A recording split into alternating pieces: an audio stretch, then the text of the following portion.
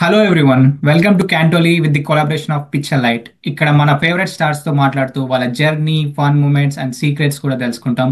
ఈ రోజు వచ్చేసి మన స్పెషల్ గెస్ట్ బాలా ఆదిత్య గారు. కమింగ్ టు లిటిల్ సోల్జర్స్ తో సన్నీగా మన అందరి హార్ట్స్ ని గెలిచారు. చంటిగాడితో బిగ్ స్క్రీన్ కి పరిచయం అయ్యారు. 1940లో ఒక గ్రామం అండ్ రీసెంట్ గా మా ఊరి పొలిమేరతో అందరి అప్రిసియేషన్ పొందారు. 3 Nandi Awards.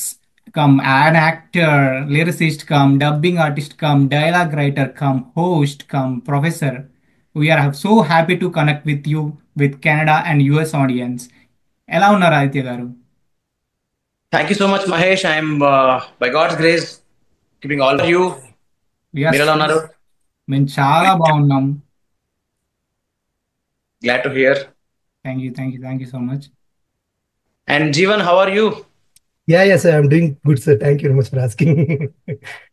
సో ఇందాక మహేష్ చెప్తుంటే కాసేపు గ్యాప్ ఇస్తాను చూసారు. మీరు చేయని ప్రొఫెషన్ లేదు, అన్ని ప్రొఫెషన్ టచ్ చేసి. అదే see, నాకన్నా చాలా మంది పెద్దవాళ్ళు చాలా చేశారు. I'm just small man. So before going to interview sir, యాక్చువల్గా మీ రైటింగ్స్ నుంచి ఒక తస్కర్ ఇచ్చాను అనమాట. తస్కర్ ఇచ్చి మాడిఫై చేశా కొంచెం. సో బేసిక్గా నేను రైటింగ్ రాయను సార్, ఎందుకో ఈసారి మీకు ఖచ్చితంగా రాయాలనిపించింది. కొంచెం దారుణంగా ఉంటుంది, కొంచెం భరించండి sir. Okay, so let me recite it. Shankar and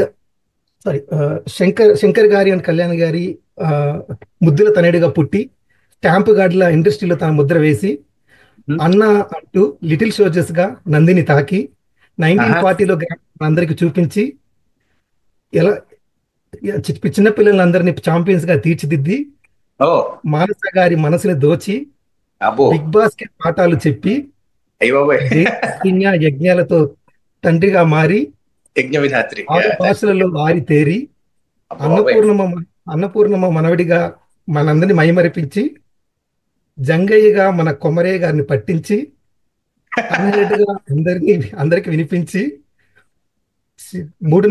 మూడున్నర దశాబ్దాలుగా సినీ కళామ తల్లి ముద్దుబిడ్డ అయినటువంటి మన బాలాదిత్య గారికి ఇలాంటి తన ప్రయాణంలో ఇలాంటి మహిళలు ఎన్నో రావాలి, ఆయన ఇంకా సక్సెస్ సాధించాలని చెప్పేసి మనస్ఫూర్తిగా కోరుకుంటున్నాం. So sweet. Thank you so much, Jeevan. That actually means a lot. Thank you so much. Actually ఈ ప్యాటర్న్ అయితే మీద నుంచి కాపీ చేశాను సార్. అది మీరు బిగ్ బాస్కి వెళ్ళక ముందు మీరు రాసింది అది, సో దానికి కొంచెం ఎక్స్టెండ్ చేశా. Thank you sir first of all, and we're very honoured to have you actually. So before going to main professional interview, నాకు ఒక చిన్న బయట అనిపిస్తారు. అంటే రీసెంట్ గా నాకు మీరు గుర్తొచ్చారు ఎప్పుడంటే తందేల్ సినిమా చూసారు. సో యాక్చువల్గా మాకు తెలిసిన బుజ్జి తల్లి వర్డ్ నాకు ఒకటి స్ట్రైక్ అయింది. ఒక మనిషి ఫోన్ బూత్లోకి వెళ్ళి బుజ్జమ్మ బుజ్జమ్మ అన్న వర్డ్ అక్కడ రిప్లేస్ అయింది. So we know how much your attached to your family sir, to be honest. So how you love your family, మీరు ఎక్కడ ఛాన్స్ దొరికినా మీ ఫ్యామిలీకి చెప్తూనే వస్తున్నారు. So how family means to you? My family means everything to me అండి. నేనేంటి అనేది నిజంగా అంటే ఒకవేళ నాలో ఏమన్నా మంచిగా అనిపించిన, నాలో ఏమన్నా సాహిత్యం లేకపోతే పాండిత్యం లేకపోతే సామర్థ్యం ఏం కనిపించినా, వినిపించినా, అనిపించినా, I'm just reflection of the people around me. అందులోనూ అతి ముఖ్యంగా మాట తీరు విషయంలోనూ, ప్రవర్తన విషయంలోనూ నాకంటూ కొంచెం కాస్త కూస్త మంచి మార్కులు పడ్డాయి అంటే I'm just fraction of what my parents are. And I always feel I'm blessed. ఎందుకంటే మా తల్లిదండ్రులు, మా అన్నయ్య, మా వదిన, మా ఆవిడ, వాళ్ళందరూ నాకన్నా చాలా చాలా మెచ్యూర్. నేను ఇప్పటికీ వాళ్ళ దగ్గర చాలా నేర్చుకుంటాను. సో అలాంటి వాళ్ళ మధ్యలో ఉండడం నా అదృష్టం. కాబట్టి ఐఎమ్ జస్ట్ రిఫ్లెక్షన్. అంటే ఇప్పుడంటే ఒక 4-5 అద్దాలని ఒక లైట్ దగ్గర పెట్టి లాస్ట్గా ఒక లైట్ని ఒక అద్దం మీద వదిలితే ఈ అద్దం చాలా బ్రైట్ గా కనిపిస్తుంది అనుకుంటున్నాం, కానీ ఇది చాలా అద్దాల తాలూకు రిఫ్లెక్షన్ మనం మర్చిపోతాం. అలాగా నేను వాళ్ళందరి రిఫ్లెక్షన్. సో మీ సినీ ప్రస్థానం కన్నా ముందు ఒక క్వశ్చన్ అయితే ఉంది సార్. నాన్నగారు సినీ ప్రయాణం ఒక స్నేహం సినిమాతో ఆగిపోయింది, అది ఎందుకు? అది స్నేహంతో యాక్చువల్లీ ఆగలేదు, స్నేహంతో మొదలైంది. కానీ తర్వాత ఆయన యాక్చువల్లీ మంచి క్వశ్చన్ అడిగారు. బికాజ్ నాకున్న Liberty of time of life మా నాన్నగారికి అప్పుడు లేకపోయింది. బికాజ్ మా నాన్నగారు వాళ్ళు మొత్తం 8 మంది అన్నదమ్ములు, ఒక సిస్టర్. ఆయన సెకండ్ ఫ్యామిలీలో. He was working in Reserve Bank of India, ఆర్బీఐలో పనిచేసేవారు అప్పుడు. సో సినిమా అవకాశం వచ్చింది ఆయనకి. అంటే స్నేహంలో యాక్ట్ చేయక ముందరే, బాపు గారు డైరెక్టర్ ఆ సినిమాకి, స్నేహంలో హీరోగా యాక్ట్ చేయక ముందరే దాదాపు ఒక 20 ఏళ్ళు ఆయన నాటకాలు యాక్ట్ చేశారండి రవీంద్ర భారతిలో. సో ఆయనకి యాక్టింగ్ చాలా ప్యాషన్. ఇప్పటికీ మా నాన్నగారి ఫ్రెండ్స్, కొలీగ్స్ ఎవరైనా కలిపి సరదాగా మా నాన్నగారు నేర్పిస్తుంటారు, ఒరే మీ నాన్న పేరుకే ఆర్బీఐ మేనేజర్ రా, పొద్దున్న 9ంటికి వచ్చేవాడు, సాయంత్రం 5 దాకా చేయాల్సిన పని 3ంటికి ఫినిష్ చేసేసి 3ంటికి రవీంద్ర భారతికి వెళ్ళిపోయాడు రోజు అని. సో ఆయన ప్రతిరోజు లంచ్ టైంలో కూడా లంచ్ సరిగ్గా చేయకుండా మొత్తం పనంతా ఫినిష్ చేసేసి 3:30, 4 లోపు వెళ్ళిపోయారు ఆయన రవీంద్ర భారతికి ఎవ్రీడే. ఓకే. ఆయనకి అంత ప్యాషన్ ఉండేది. కాకపోతే ఏంటంటే ఫ్యామిలీ రెస్పాన్సిబిలిటీస్, అండ్ అప్పుడు ఒకవేళ ఉద్యోగం వదిలే సినిమాలు చేస్తే మరి తమ్ముళ్ళు ఉన్నారు, చెల్లెలు ఉంది, వాళ్ళ ఉద్యోగాలు, వాళ్ళ చదువులు, పెళ్లిళ్ళు అవన్నీ చూసుకోవాల్సిన బాధ్యత ఆయన మీద ఉండింది అప్పుడు. సో అందుకని ఆయన ఈ good not take it seriously. కాకపోతే ఏంటంటే ఇండస్ట్రీకి రావడం వల్ల దానికి ఆయనకి చాలా మందితో సాన్నిహిత్యం కలిగింది. ఉదాహరణకి జంధ్యాల గారు ఒకళ్ళు, రాఘవేంద్రరావు గారు ఒకళ్ళు, సరే బాపు గారు ఎలాగో ఆయనతో స్టార్ట్ అయింది, విశ్వనాథ్ గారు ఒకళ్ళు. సో వీళ్ళందరితో కూడా ఆయనకి రిలేషన్ స్టార్ట్ అయ్యి వాళ్ళు ఎప్పుడు పిలిచినా, ఆయనకున్న పరిచయాలు వాళ్ళు ఎప్పుడు పిలిచినా సరదాగా వెళ్ళి చేస్తూ ఉండేవారు. ఫర్ మెన్షన్ మీరు అన్నారు కాబట్టి, అరుంధతి సినిమాలో జేజమ్ మా ఫాదర్ గా యాక్ట్ చేసింది మా నాన్నగారే. ఓకే. యా. సో అలాగా బాగా తెలిసిన వాళ్ళు. కోటరామకృష్ణ గారు బాగా పరిచయం నాన్నగారికి. ఓకే. ఆ సినిమా డైరెక్టర్ ఆయనే కాబట్టి అవ్వాలనుకుంది, మిమ్మల్ని చూసి ఇంకా సంతోషపడుతుంటాను సార్. యాక్చువల్గా నేను మిస్ చేసుకుంది, మాకు చేస్తాను. నాన్నగారు మిస్ చేసుకుంది, మీరు ఆ ట్రాక్ లో ఉన్నారు కాబట్టి, యాక్టింగ్ ట్రాక్ లో. So he will be very happy actually. చాలా, ఇన్ఫాక్ట్ ఆయన నాకు చాలా ఫ్రీడమ్ ఇచ్చారండి. అంటే ఆయనకి అది లేకపోవడం వల్ల ఆ పెయిన్ తెలిసి, ఎందుకంటే నేను 2009లో 1940లో గ్రామ సినిమాకి నేషనల్ అవార్డు వచ్చిన తర్వాత అప్పటికే నాది నేను బిఏ తెలుగు చేశానండి. బిఏ తెలుగు చేసి లా చేశాను. కానీ ఐ వాజ్ నాట్ సాటిస్ఫైడ్. మా మదర్కి నేను ఏం ప్రామిస్ చేశానంటే 2003 చండీగఢ్ చేసినప్పుడు ఐ వాజ్ 17 years old, నాకు ఆఫర్ వచ్చినప్పుడు అనమాట. సో అమ్మ వాజ్ అగేన్స్ట్ ఇట్, బికాస్ నాకు అప్పటికి మన బిట్స్ పిలానీ ఉంది కదండి, పిలానీకి అప్పటికి ఇంటర్మీడియట్ మార్క్స్ ని బట్టి ఎలిజిబిలిటీ ఉండేది. సో నాకు గ్రూప్ లో ఐ స్కోర్డ్ అబౌట్ 97-98% వచ్చింది నాకు. సో దాన్ని వదులుకుని నేను సినిమా యాక్టర్ అవుతాను అంటే మై మదర్ వాజ్ లైక్, ఇప్పుడు వద్దు, ఇది కరెక్ట్ టైం కాదు, చదువుకోవాలి, ఒక ఫాల్ బ్యాక్ ఆప్షన్ ఉండాలి, ప్రాపర్ క్వాలిఫికేషన్ అని చెప్పి. So that is one I took a break. నేను బ్రేక్ తీసుకుని చదువుకుని సిఎస్ చేసి కంపెనీ సెక్రటరీ కోర్స్ చేసి మళ్ళీ వెనక్కి వచ్చి చేసిన తర్వాత మళ్ళీ I wanted to come back. ఈ సెడ్ యా కమ్ బ్యాక్, నేను ట్రై చేద్దాం అనుకుంటున్నాను. ట్రై చేయి. కొన్నాళ్ళ దగ్గర కమ్యూనికేట్ చేశాను, వర్కౌట్ అవ్వలేదు. లేదన్నా నేను టీచింగ్ వెళ్దాం అనుకుంటాను, వెళ్ళు. ఆయన ఎప్పుడు నన్ను ఏది చేయొద్దు అనలేదు. ఇప్పుడు ఇందాక మీరు చెప్పిన పేర్లని నేను చేయగలిగానంటే దానికి కారణం నాకు ఆయన ఫ్రీడమ్ ఇచ్చారు. సో బేసికలీ ఇందాక మీరు అన్నప్పుడు కమ్బ్యాక్ అన్నారు సార్. సో నన్ను అడిగితే మీరు ఎప్పుడు కమ్బ్యాక్ లేదు, మీరు ఎప్పుడు ఇక్కడే ఉన్నారు sir.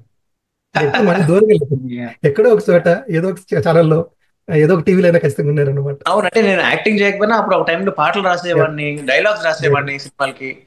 So somewhere or the other I was, అంటే నేను కనిపించకూడదు స్క్రీన్ మీద కొన్నాళ్ళ పాటు, నా క్వాలిఫికేషన్ అయిపోయే వరకు అనుకున్నాను కాబట్టి నేను కనిపించలేదు.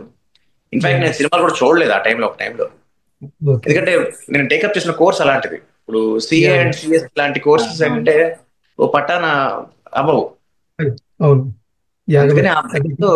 జాగ్రత్త పడాను అనమాట. So first of all president గారి తమ్ముడు ఇప్పుడు మీరు. అవును, అత్తగారు రీసెంట్ గా ఏఐటిటి ప్రెసిడెంట్ అయ్యారు. So how your bonding Kaushik గారు? మేము మా అందరికి తెలుసు మీరు చాలా జోవియల్ గా, చాలా ఈజీగా ఉంటారని. So how is your travel and bonding? మేము వీఆర్ వెరీ క్లోజ్ అండి, very emotionally we're very very close. And నాకు అన్నయ్య ఇస్ మై ఇన్స్పిరేషన్. నా ఫోన్ లో కూడా ఇప్పటికే అదే ఉంటుంది, అన్నయ్య మై ఇన్స్పిరేషన్ అనే ఉంటుంది. అండ్ నేను ఎగ్జాజరేట్ చేయట్లేదు. టచ్ వుడ్, మా జీవితంలో మీ ఇద్దరం కొట్టుకున్నది ఒకసారి, ఒకసారి. అది కూడా ఒక ఏరోప్లేన్ బొమ్మ కోసం కొట్టుకున్నాం. అంటే మా ఇంట్లో బేసికలీ ఏంటంటే మా అమ్మ నేర్పించిన సిస్టమ్ ఏంటి అంటే, నీది నాది అనేది లేదు, మంది, ఏదైనా మంది. సో ఆ మన అనే ఒక ఫీలింగ్ ఉండాలి, కానీ ఇది నీది ఇది నాది అనేది లేకపోవడం అనేది మాలో ఎంత ఇంపైబ్ అయిపోయింది అంటే, నేను ఒకసారి ఐ థింక్ ఆలీ గారి షోలో చెప్పినట్టున్నాను ఈ మాట. ఒకసారి నాకు అవసరం పడింది, అదే నేను యాక్టింగ్ మానేసి సిఎస్ చేస్తున్న టైంలో బాంబేకి వెళ్ళాల్సి వచ్చింది. సినిమాలు చేయట్లా, ఇన్కమ్ లేదు. సో లిటరల్ గా చాలా అప్పులు చేస్తున్నాను అప్పటికే, నేను కొన్ని లక్షల అప్పులు చేస్తున్నాను. సో ఏం చేయాలంటే నాన్నగారు ఏం చేశారంటే, మాకెప్పుడు కూడా ఇది నీ డబ్బు, ఇది నువ్వు సినిమాలో యాక్ట్ చేసినందుకు వచ్చిన డబ్బు, ఇది అన్నయ్య చేసినందుకు వచ్చిన డబ్బు అని ఎప్పుడు చెప్పలేం మాకు. ఇది మన డబ్బు, సో ఏ డబ్బు కలిపి చెప్పారో తెలియదు కానీ బట్ మా చిన్నతనంలో కొన్నారు, ఆయన ఒక ల్యాండ్ కొన్నారు, ఆ ల్యాండ్ అమ్మేశాం అనమాట. న్యాయంగా చెప్పాలి అంటే ఇప్పుడు నాకంటూ కొంచెం అప్పు ఉంది, నేను అప్పు చేశాను, నా కోసం అమ్మేశారు. అమ్మేసినప్పుడు ఎంతో కొంత అన్నయ్య కూడా ఇవ్వాలిగా, వాడి షేర్ కూడా ఉంది. అంటే మరి లీగల్ గా మ్యాథమెటికల్ గా నేను మాట్లాడట్లేదు కానీ అట్లీస్ట్ నార్మల్ గా కామన్ సెన్స్ మనకి బేసిక్లీ ఒక తండ్రి ఇద్దరు కొడుకులు ఉన్నప్పుడు ఖచ్చితంగా ఎంతో కొంత పంచుకుంటాం. కానీ వాడు he came forward and said నాకు ఒక రూపాయి వద్దు, వాడికి అవసరం, వాడు అప్పులు చేసుకున్నాడు, వాడు నేను బాగానే ఉన్నాను, వాడికి ఇవ్వండి, రేపు పొద్దున నాకు అవసరం అయితే వాడు వదిలేసుకుంటాడు అని. సరే మా అన్నయ్య అనడం వేరండి, అన్నదమ్ముల మధ్యలో బాండింగ్ ఉంటుంది ఎప్పుడు కూడా. మా వదిన ఆల్సో అగ్రీడ్ ఫర్ ఇట్. అప్పుడు మా అన్నయ్య పెళ్ళైపోయింది.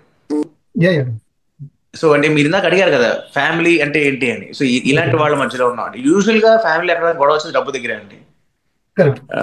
దేవుడి దేవుళ్ళు మా ఫ్యామిలీలో మాకు ఇప్పుడు డబ్బు మమ్మల్ని ఇబ్బంది పెట్టలేదు.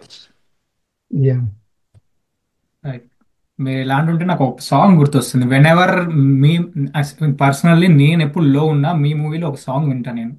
సరేలే ఊరుకు పరేషాన్ ఎందుకు, చలేసే ఊరిలో జనాలే ఉండరా, ఎడారి దారిలో ఓయసుండదా, అదోలా మూడుగాస్త మారిపోతే మూతి ముడుచుకునుంటారా, ఆటలోను పాటలోను పాటతోను మూడు మళ్ళీ మార్చుకోరా.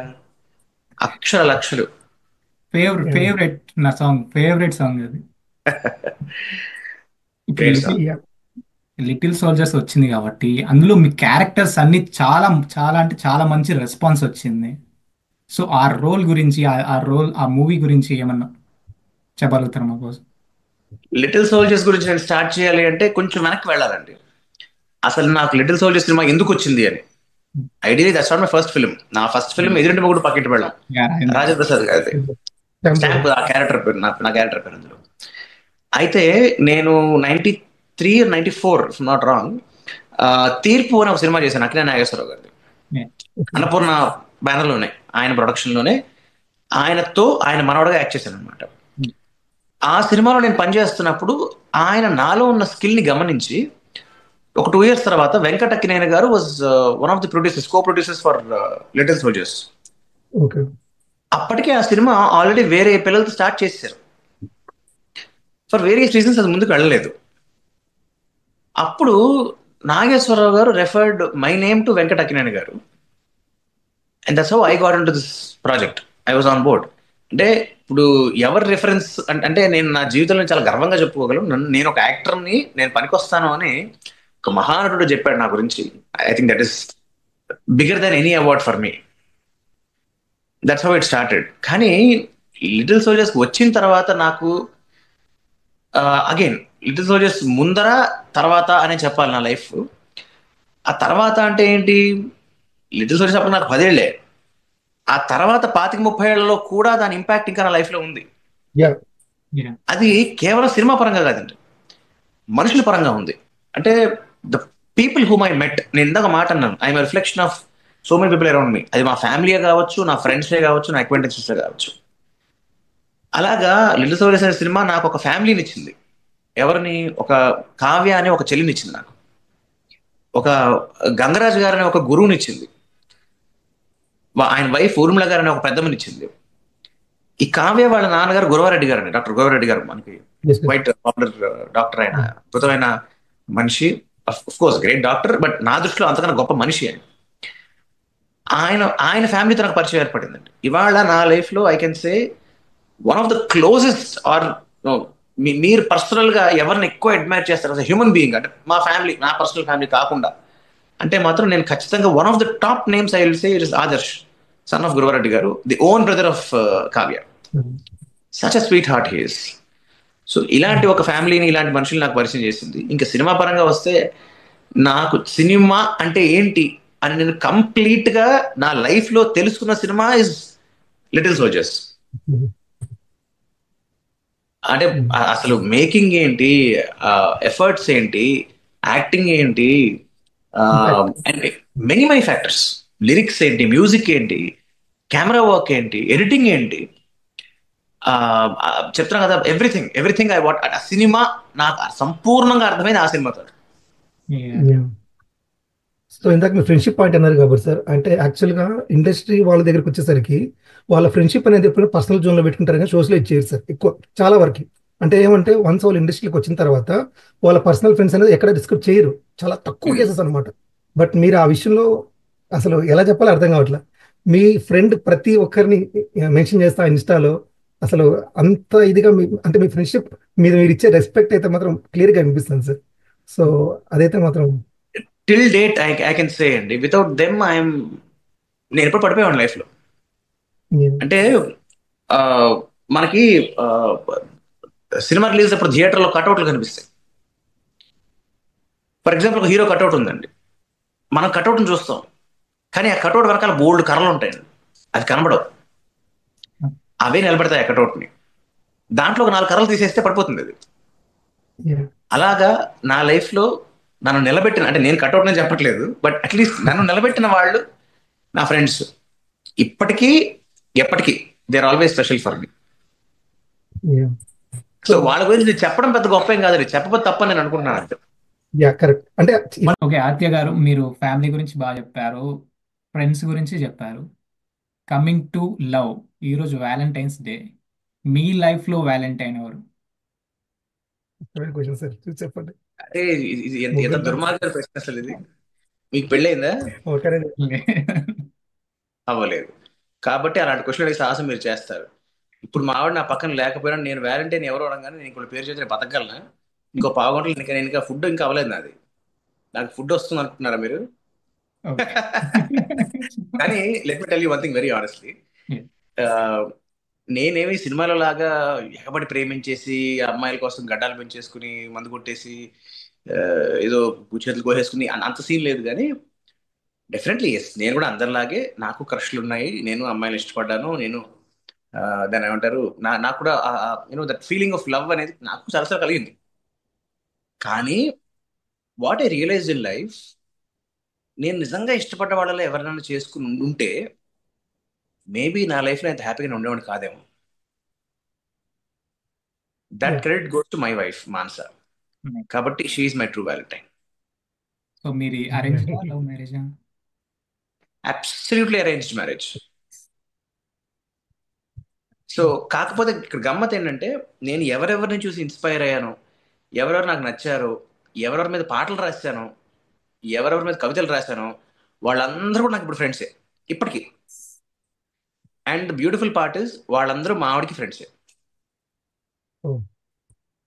ఫ్యామిలీ ఫ్రెండ్స్ మొత్తంగా.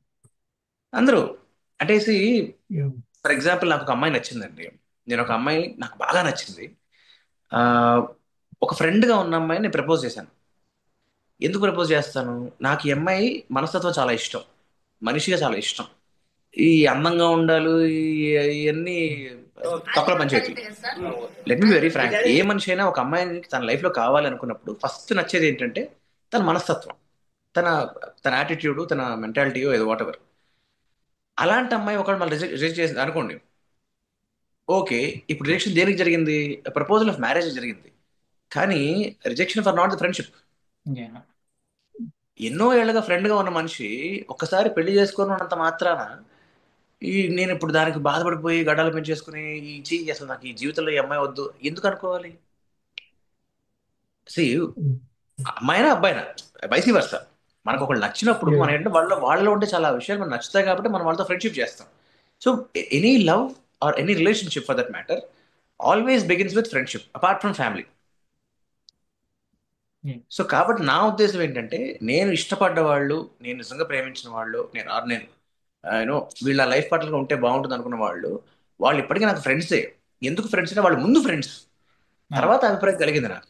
సో కలిగిన తర్వాత వాళ్ళు నో అని చెప్పారు, లేదా నేను నో అని చెప్పాను, రెండూ ఉన్నాయి. ఎవరు కూడా నా లైఫ్లో ఇప్పుడు లేకుండా లేరు.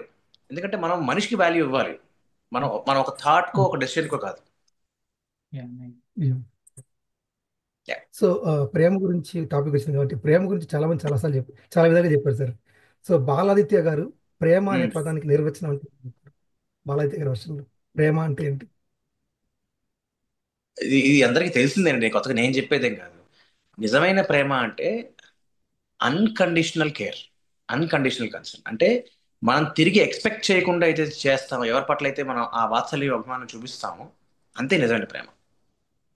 ఏది నిజమైన ప్రేమ అంటే, ఇప్పుడు నేను నీకు ఒక గిఫ్ట్ కొనిచ్చాను, నువ్వు నాతో 1 అవర్ టైం స్పెండ్ చేయి. నేను ఒక 1 అవర్ బైక్ రైడ్కి తీసుకెళ్ళాను, నువ్వు నాతో సినిమాకి రా. అది ప్రేమ కాదండి, అది అగ్రిమెంట్, అది ఒక కాంట్రాక్ట్. ప్రేమ ఏంటి అంటే, you would not expect anything, you just do it. అది ఎప్పుడు చేస్తాం అంటే, మన మనిషిని యాక్సెప్ట్ చేసినప్పుడు చేస్తాం. So actual love is acceptance.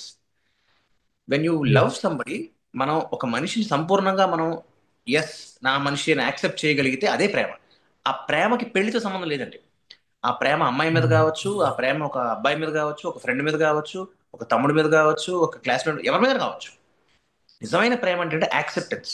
అంటే నీకు ఒకళ్ళ పట్ల ప్రేమ ఉంది అంటే దాని అర్థం ఏంటి, నువ్వు వాళ్ళని యాక్సెప్ట్ చేసావు. మళ్ళీ యాక్సెప్టెన్స్ అంటే ఏంటి, నాతో బాగా మాట్లాడుతున్నాడు, నాకు బాగా హెల్ప్ చేస్తున్నాడు, నాకు బాగా హెల్ప్ చేస్తుంది, అది కాదు. అవతల వాళ్ళలో నీకు నచ్చేవి ఏవైతే ఉన్నాయో నచ్చినవి కూడా ఉంటాయి, వాటిని కూడా యాక్సెప్ట్ చేయగలిగితే అది ప్రేమ. Yeah yeah so moving on to movie journey sir, యాక్చువల్గా ఇండస్ట్రీలో నాకు తెలిసి చాలా మంది దక్కని అదృష్టం మీకు దక్కింది. ఎందుకంటే మన అలాగే సార్, లెజెండ్స్ చాలా అని చెప్పుకునే వాళ్ళు చాలా మంది తగ్గని అదృష్టం మీకు దక్కింది సార్. మన లెజెండ్స్ అని చెప్పుకునే చాలా మందితో మీరు కలిసి ఏదో ఒక విధంగా వర్క్ చేశారు. మీరు చాలా ఇంటర్వ్యూలో చెప్పారు, ఒక ఎన్టీ రామారావు గారు తప్పితే మిగతా లెజెండ్స్ ఏ పేరు ఎత్తుకున్నా కూడా వాళ్ళతో మీ అనుబంధం, వాళ్ళ ట్రావెల్ అయితే ఉంటుంది. So correct. దానికి మీరు ఎలా ఫీల్ అవుతున్నారు సార్ యాక్చువల్గా? So it's blessed really. అంటే మీ దగ్గర చాలా క్వశ్చన్స్ ఉన్నాయి, నాకు అర్థమైంది, కాబట్టి నేను దీన్ని ఎక్కువ ఎలాబరేట్ చేయను, కానీ ఒకటే మాట చెప్తాను. దేవతలందరూ కలిసి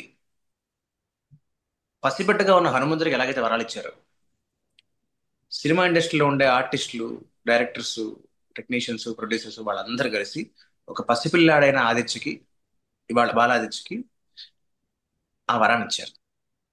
అంతే. నేను హనుమంతుడితో పోల్చుకుంటాను అనుకోవద్దు. ఆయనకి ఆ వరం దక్కడం, అలాంటి వరాలు దక్కడం ఎలాంటి అదృష్టమో నా దృష్టిలో నాకు కూడా అంతే. అండ్ కోయిన్సిడెంటల్ నాకు హనుమంతుడు నాకు చాలా ఫేవరెట్. మీకు అది తెలిసి ఉంటుంది, చూసి ఉంటాను అప్పుడు. సో యాక్చువల్గా సార్ చైల్డ్ యాక్టర్ అంటే, so we do have so many child actors actually chain ఇండస్ట్రీలో. బట్ మీకు స్పెసిఫిక్గా సార్ ఫస్ట్ మూవీ ఎదురింటి మొగుడు పక్కింటి పెళ్ళాంలో చూసే ప్రతి పోస్టర్ మీద మీ ఫోటో ఉండేది. అంటే చాలా రేర్ యాక్చువల్గా. అంటే ఏదో క్యారెక్టర్ చేస్తారు, పిల్లోడు వస్తాడు వెళ్ళిపోతారు మూవీలో, అలా కాకుండా మూవీలో రోల్తో పాటు ఏ పోస్టర్ చూసినా కూడా మీరు ఉంటారు యాక్చువల్గా. సో ఆ కిడ్ పార్ట్ కూడా ఉంది. సో అండ్ మోర్ ఓవర్ మీకు ఫస్ట్ క్లాప్ దాసన్ అన్నారు కొట్టారు. Correct. So how about this all actually? ఏమంటే ఎలా ఫీల్ అవుతుంది? పోస్టర్ లో ఉండడం అంటే, అంటే అప్పటికి ఈ టెర్మినాలజీ లేదు, ఈ నామిన్ క్లేచర్ లేదు. కానీ ఓకే. పేర్లు మారిన విధానం ఒకటేనండి. ఒక సినిమాలో ఎవరి పోస్టర్లు ఉంటాయి, పోస్టర్లు ఎవరి ఫేసులు ఉంటాయి అంటే, ఎవరైతే ఒక కథకి ముఖ్యమైన పాత్రధారులు, and in today terminology and nomenclature, the lead actors. Lead actor అంటే సినిమాలో 3 గంటలలో 2 గంటలు ఉన్నవాడే కాదు, సినిమాల్లో ఫైట్లు చేసేవాడు కాదు, సినిమాలో హీరోయిన్ ఉన్నవాడు కాదు. Lead actor can be somebody who's very crucial for the film, for the story. More importantly, ఎదురింటి మొగుడు పక్కింటి పిల్ల సినిమా తీసుకుంటే, ఆ సినిమాలో ఆ కథ మీకు ఒక 1 లైన్లో చెప్పాలి అంటే, విడిపోయిన ఒక భార్యాభర్తలు, భర్త పిసినారితనం నచ్చక వదిలేసిన ఒక భార్య, ఆయన ఏమి పెద్ద క్రైమ్ ఏం చేయలేదు, కానీ ఉంటాయి, అలాంటి కుటుంబాలు ఉంటాయి. భర్త పిసినారితనం వల్ల వదిలేసిన భార్యని, ఆ భార్యకి పుట్టిన బిడ్డ మళ్ళీ తల్లిదండ్రులు కలపడం కోసం జరిగిన ఒక కథ. యా ఇప్పుడు ఈ కథలో ఇద్దరు ఉన్నారు, ఎవరు, భార్య భర్త. కలపడానికి ప్రయత్నించింది ఎవరు, ఓ కొడుకు. కొడుకు. ఇప్పుడు రామాయణం ఉందండి, రాముడు, అవును. సీత, హనుమంతుడు. లోకసం. అంటే మెయిన్ గా మనం చెప్పే పేర్లు ఏమొస్తాయి, ఎందుకు వీళ్ళ పేర్లు వస్తాయి? రామాయణం అనగానే ఫస్ట్ ఒక టాప్ 3, 4, 5 పేర్లు చెప్పండి అంటే మనకి రాముడు, సీత, హనుమంతుడు, లక్ష్మణుడు అని చెప్తాం, రావణాసురుడు అని. ఎందుకు? ఈ 5గురి మీద నడిచింది మొత్తం కథ అంతా. కరెక్ట్. కాబట్టి అలాగా నేను అందులో ఒక ముఖ్య పాత్రధారణ కావడం అంటే, అప్పట్లో అలాంటి కథలు ఉండేవండి. కరెక్ట్. ఇప్పుడు ఎంతవరకు ఆ కథలు వస్తున్నాయి అనేది క్వశ్చన్ మార్క్. ఇంకా second part of the question, Dasa Narayana Rao గారు అనే మనిషి ఆ దాదాపు 150 సినిమాలకి డైరెక్షన్ చేసిన గొప్ప గొప్ప మహానుభావుడు అండి. అలాంటి ఒక మహానుభావుడు, మా గురువు గారు పైగా ఆయన సో మా గురువు గారి దర్శకత్వంలో నేను నటిస్తున్నప్పుడు ఆయన గురువు గారు క్లాప్ కొట్టిన షాట్ ఫస్ట్ షాట్ నాకు అవ్వడం అనేది ఇంకా there is no, I mean నాకు దానికి ఏం చెప్పాలో నాకు అర్థం కావట్లేదు. ఉదాహరణ మళ్ళీ చెప్పాలంటే నేను రామాయణం తీసుకొస్తాను. నాకు హనుమంతుడు ఇష్టం, హనుమంతుడికి రాముడు ఇష్టం, కాబట్టి నాకు రాముడు ఇష్టం అన్నట్టు చెప్తాను నేను అంతే. సో మీ మీద ఒక రికార్డ్ ఉంది సార్, మీకు తెలియదు యాక్చువల్గా. మీరే యంగెస్ట్ హెడ్ మాస్టర్. జమ్మలగడి సో బాబా. సో సినిమా ఎంత హిట్ అయిందో తెలుసు ఇప్పటికీ ఎవరికైనా అండి. ఇప్పుడు జెన్జీ వాళ్ళు చూపించినా కూడా అప్పట్లోనే చాలా అడ్వాన్స్డ్ మూవీ. సో మీరు స్టార్టింగ్ లో ఆ మూవీ మేకింగ్ ఉన్నారు కదా సార్, అప్పుడు మీకు అంటే ఇది ఎలా వెళ్తుంది జనాల్లోకి అనే ఒక డౌట్స్ ఉందా, లేకపోతే ఎలా వచ్చింది? ఏం తెలియదండి అప్పటికి. మీకు ఇందాకే ఒక మాట ఓకే. చెప్పాను, నాకు సినిమా అర్థమైంది ఎప్పుడు అంటే, అర్థం అవ్వడం మొదలైంది అన్న అనే సినిమాతో. ఇన్ఫాక్ట్ మీరు రాసిన కవితలోనే చెప్పారు, ఎస్ అన్న, లిటిల్ అన్నా. సోల్జర్స్, ఈ రెండు సినిమాలకి నాకు చిన్నప్పుడు నంది అవార్డులు వచ్చాయి. సరే, మూడో నంది అవార్డు పెద్ద అయ్యాక వచ్చింది వేరే విషయం. నిజంగా నాకు కూడా సినిమా అంటే అర్థమైంది ఈ రెండు సినిమాలతోనే. అన్న ఒకటి, లిటిల్ సోల్జర్స్ ఒకటి. Jambalakidi Pamba was way before all these things. అంటే ఎదురండి మూడు పక్కింటి పిల్ల 91 అయితే జంబలకిడి పంప 92. నాకేం తెలియదండి, కానీ నేను ఎందుకు గుర్తున్నాను అంటే దానికి కారణం మాత్రం నేను చెప్పగలను. దానికి ఒకే ఒక పేరు చెప్పాలి, డైరెక్టర్ ఈవివి సత్యనారాయణ గారు. నాకు ఒకటి మాత్రం బాగా గుర్తుందండి, ఇప్పటికీ బాగా గుర్తుంది. అంటే this happen some 33 years ago. Dialogue చెప్తూ కళ్ళజోడు ఎలా తీయాలి, కండువాతో కళ్ళజోడును తుడుచుకుంటూ అలా చూస్తూ ఎలా చెప్పాలి, ఎంత స్పీడ్గా చెప్పాలి, ఎక్కడ ఫాస్ట్ చేయాలి, ఎక్కడ చేంజ్ ఓవర్ ఇవ్వాలి, ఇవి ఒక 7 ఏళ్ల పిల్లాడికి చెప్తే అర్థం కావండి. అంటే నేను ఫ్రాంక్ నా గొప్పతనం కాదు, 7 ఏళ్ల పిల్లాడికి సహజంగా అర్థం కావు. అర్థం అయ్యింది అంటే దానికి కారణం అంటే చెప్పిన గురువు ఎవరైతే ఉన్నారో ఆయనలో ఉన్న స్కిల్ అది. కాబట్టి మొత్తం ఆ క్రెడిట్ అంతా ఆయనకి ఇవ్వాలి. సో ఇందాక అన్నా మూవీ టాపిక్ వచ్చింది కాబట్టి సార్, యాక్చువల్గా నేను మీకు ఆ నంది అవార్డు వచ్చిన తర్వాత చూసా సినిమాని, ఎందుకు ఈయనకి వచ్చింది అన్నట్లుగా. సో అవునా? అన్నా అరే, మూవీలో మీకు ఎందుకు వచ్చిందని చూసాను, నేను అప్పుడు చూడలేదు ఎసెన్షియల్ గా. మీరు స్టార్ట్ చేసిన ఏ ఇయర్ బాన్ మీరు? ఎందుకు లేదు, జస్ట్ 90s. 90, 90s. 1990. ఓకే, మీరు చూసే అవకాశం లేదు, ఎందుకంటే 94లో వచ్చింది అనుకుంటా ఆ సినిమా. 94, సో బేసిక్గా నేను స్టార్ట్ చేసిన తర్వాత ఫస్ట్ షాట్ లోనే రాజశేఖర్ గారు మానవ మీద వదిలారు, అన్నా అని పిలుస్తారు. సో మూవీ స్టార్ట్ అయ్యేది మీతోనే, ఆ అన్నా అనే మాటే అన్నాతోనే స్టార్ట్ అవుతుంది. So that's a good sign actually, and it deserved actually. మీరు మీరు అన్నాడు ఇందాక యాక్టర్గా ఇవ్వాలి అన్నాతో అనేసి. సో టు బి ఆనెస్ట్, చేస్తే actually the way you actor in that movie, ఆ మెచ్యూరిటీ అయితే కనిపించింది సార్ మూవీలో. ఆ పిల్లోళ్ళ ఉన్నా కూడా ఎక్కడెక్కడ ఎక్స్ప్రెషన్స్ ఇవ్వాలి, ఎమోట్ చేయాలనేది చాలా బాగా చూపించారు ఆ సినిమాలో, అన్న మూవీలో. యా.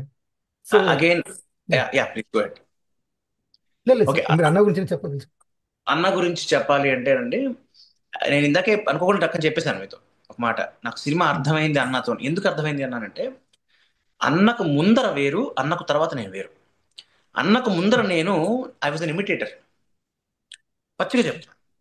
అన్న సినిమాకి ముందర నేను యాక్ట్ చేయలేదు, ఇమిటేట్ చేసేవాడిని.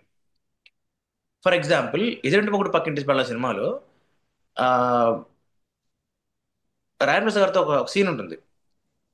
ఎరా, నేను పల్లీలు ఇస్తే తీసుకోరా అంటే తీసుకోలేదు, ఆవిడిస్తే ఎందుకు తీసుకున్నావు అని. నా చెయ్యి చిన్నది కదా, నేను తీసుకుంటే తక్కువ వస్తాయి. ఆవిడ చెయ్యి పెద్దది కదా, ఆవిడిస్తే ఎక్కువ వస్తాయి. అందుకని ఇప్పుడు ఇది నేను చేశాను కదండి, ఇది నాకు అక్కడ నాకు నా చేత చెప్పించింది మా గురువు గారు, డైరెక్టర్ గారు రాజేంద్ర నరసింహరావు గారు అయినప్పటికీ, ఆ ఇంప్రొవైజేషన్ నాకు చెప్పించింది రాజేంద్ర ప్రసాద్ గారు అండి.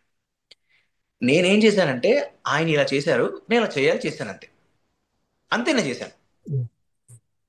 అలాగే ఎలాగైతే రాజేంద్ర నరసింహరావు గారు చెప్పారు, రాజేంద్ర ప్రసాద్ గారు చెప్పారు, అలాగే ఆ తర్వాత చేసిన సినిమాలన్నింటికీ అదే చేశారు. టిల్ అన్న. ఆ తర్వాత చేసిన సినిమాల్లో ఉన్న లిస్ట్ కూడా చెప్తాను నేను మీకు.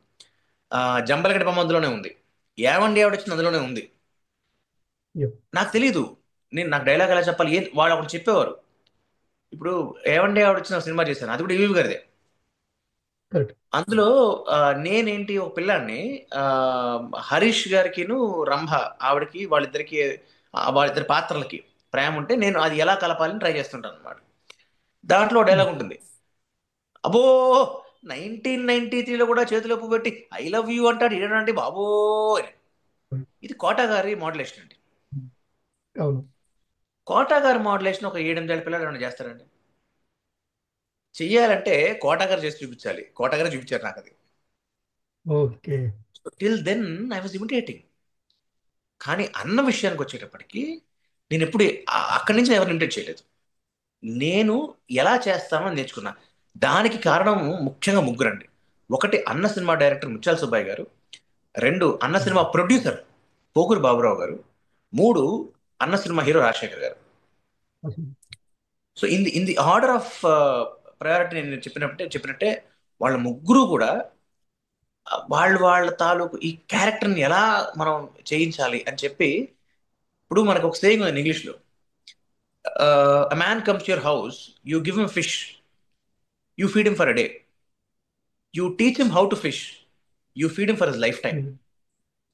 I was taught how to fish during Anna. So ఎలా చేయాలి, మోడలేషన్ ఏంటి, ఎక్కడ పాజ్ ఇవ్వాలి, ఇవన్నీ అక్కడ నేర్చుకోవడం అక్కడ మొదలు పెట్టానండి. అంటే నేను అన్ని అక్కడ నేర్చుకున్నానని చెప్పట్లా, అక్కడ కొన్ని నేర్చుకున్నా. అక్కడితో మొదలెడితే స్టార్ట్ చేస్తే ఆ తర్వాత నా అదృష్టానికి నాకు దొరికిన డైరెక్టర్స్ అప్పటికే ఈవి గారు, అప్పటికే ముత్యాల సుబ్బయ్య గారు, అప్పటికే రాజేంద్ర నరసింహారావు గారు, మళ్ళీ వాళ్ళ చేతిలో పడ్డాను నేను. దానికి తోడు రవిరాజ పినిశెట్టి గారు, దానికి తోడు కె బాలచందర్ గారు. అంటే ఎవరైతే ఇవాళ మనకి ఇండియాలో ఉన్న top top most super stars మనం అనుకుంటున్నామో, రజనీకాంత్ గారు కానీ, కమల్ హాసన్ గారు కానీ, తమిళ ఇండస్ట్రీ ప్రకారం అలాంటి వాళ్ళ గురువు ఆయన నన్ను తిట్టి ఇంచుమించు కొట్టి, అంటే ఒక టీచర్ కూడా ఒక స్టూడెంట్ నేర్పించినట్టుగా నాకు నేర్పించారండి. సో ఇవాళ నేను ఏమైనా చేస్తున్నానంటే, అంటే నేను బాగానే చేస్తున్నానండి అని చెప్పడం నాకు ఏమాత్రం అర్హత ఉందా చెప్పండి మీరు? వాళ్ళందరూ అలాగే, అంటే ఒక మట్టి ముద్దను తీసుకొచ్చి మలిచినట్టుగా వాళ్ళు చేయకపోతే వాట్ ఐ టుడే? సో అంటే నేను నిజంగా చెప్తాను, అన్న సినిమా ఎందుకు నాకు మోస్ట్ ఇంపార్టెంట్ సినిమా ఇన్ మై లైఫ్ అంటే, నేర్చుకోవడం ఎలా నేర్చుకోవాలి అక్కడ మొదలు పెట్టాను నేను. That's how my actual acting career started from there as an actor. If you want me to tell, I can tell, మీరు ఒక ఇమిటేటర్ ముందు, but from Anna you became a performer. అదేం లేదండి, I become a learner. Yes. I become a learner.